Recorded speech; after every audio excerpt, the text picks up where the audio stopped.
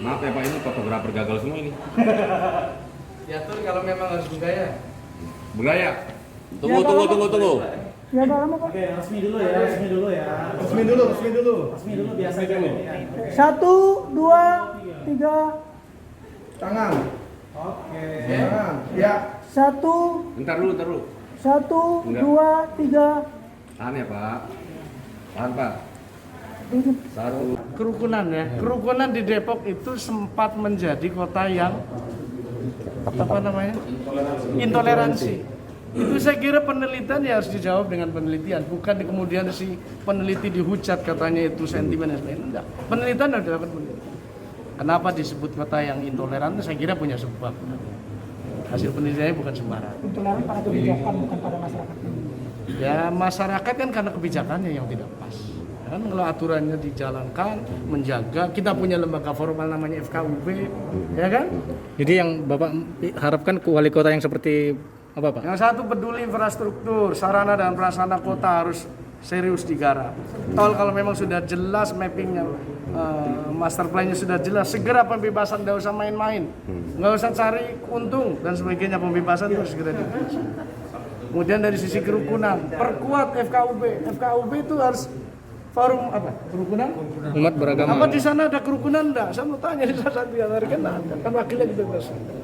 Jangan sampai FKUB juga tidak disupport, malah di dalamnya memperkeruh suasana hubungan masyarakat. Itu penting. Bapak ini gantian. Ini ketua. Saya pendeta. Disebut Depok itu kota anak. Sering ada korban anak berantem, meninggal. Ceritanya juga Anda sendiri menceritakan banyak kan. Kemudian tindakan asusila, seterusnya. Kalau dari segi pendidikan bagaimana Bapak Mandang? Ya pendidikan saya kira Depok kan dibiarkan juga udah menjadi kota pendidikan.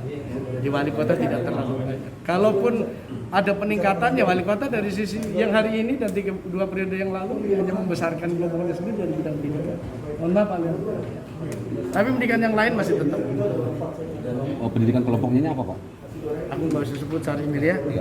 Jadi ada pendidikan swasta yang melejit, tapi pendidikan saran pendidikan negeri yang agak menurun. Iya. Apalagi swasta yang lain, ya. Cari sendirilah, boleh disebut kalau udah tahu. Yang lain ini. Dan saya menyampaikan 3 periode wali kota yang lalu, tentu ada baiknya kita apresiasi. Tapi kebanyakan kurangnya. Di mana seharusnya kalau mau sinkron dengan pemerintah pusat itu fokus pada infrastruktur pada periode pertama. Itu pun tidak diikuti. Terbukti ya, coba jalan tol sampai berapa lama itu pembebasan. Kita tahu kan siapa penanggung jawab pembebasan lahan tol kan? Infrastruktur negara jelas mandek. Nggak tahu mandeknya itu apa, tawar-menawarnya belum deal atau apa enggak, itu perlu dicari tahu oleh teman-teman. Yang kedua, katanya SDM unggul di Depok. Unggul di mananya? Ya. Yang ketiga katanya Depok kota layak anak. Baru beberapa hari yang lalu kita mendengar 2 anak korban ya, yang meninggal mendadak karena mengkonsumsi atau minuman apa itu namanya? Alkohol. Yang jenis alkohol dan yang apa kalau campur-campur apa? Oplosan. Itu di Depok. Dan itu korbannya bukan orang bodoh loh. Yang katanya secara SDM gitu udah unggul. Artinya apa?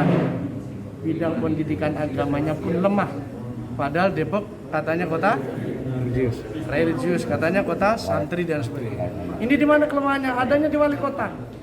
Jadi nggak bisa menyalahkan yang lain. Ya wali kota sebaik. Tapi sebenarnya kan sudah ada perda miras Pak. Ya perda kan hanya perda saja. Tapi kalau menjalankan pengawasan dan sebagainya nggak jalan untuk apa? Perda kan biasanya sebagai undang-undang dan nggak dijalankan akan jadi. Nah, mungkin Pendeta Bebalazi Sega, ketua mewakili pribadi sebagai ketua PGIS Depok. Kita mengharapkan bahwa Depok ada pemimpin baru yang takut akan Tuhan, yang menjalankan aturan, dan harapan-harapan masyarakat Kota Depok dapat terwujud dengan baik. Mungkin itu secara singkat karena Pak Kiai dan Bagaimana pandangan Bapak yang terhadap pendeta rasakan mengenai kebijakan ataupun komunikasi pimpinan saat ini dengan para pemuka-pemuka agama khususnya yang non-muslim? Mungkin saat ini kurang ya. Komunikasi antara pemimpin agama atau tokoh agama yang saat ini, kalaupun ada, ya mungkin hanya tertentu. Tidak semua, tidak merata. Yang kita harapkan adalah pemerintah itu mengayomi 6 agama yang ada di Indonesia. Bukan hanya 1 atau 2, tapi seluruh agama yang ada di Indonesia dikayomi, didampingi, dan disupport. Sehingga melalui pemimpin-pemimpin agama, mereka melakukan pencerahan pembinaan kepada umat. Memang visi misi Kota Depok adalah salah satunya adalah kota religius. Nah, itulah sebabnya yang kita harapkan ketika kita mengharapkan Depok sebagai kota religius, maka kita memberikan backup kepada pemimpin-pemimpin agama untuk menjalankan tugasnya dengan baik. Ketika pemimpin agama menjalankan tugasnya dengan baik, maka umat akan menyadari, ya, dan mereka akan melakukan hidup yang benar. Pak Kiai Saroni tadi sudah menyebutkan bahwa ada banyak hal-hal yang terjadi saat ini. Ya, peredaran narkotika, kemudian anak-anak mengkonsumsi miras oplosan dan lain sebagainya. Mengapa? Karena akhlaknya atau pembinaan imannya kurang. Nah, bagaimana bisa seorang pemimpin tokoh agama bisa sanggup ke sana karena tidak ada dukungan juga, karena dia terbatas juga. Tapi dengan ada support dari pemerintah, maka kita bergandengan tangan. Pemimpin agama dan pemerintah, ayo mari kita bergandengan tangan, dan itu yang kita harapkan kepada pemimpin ke depan. Saya dari sebagai Bang Deddy di depan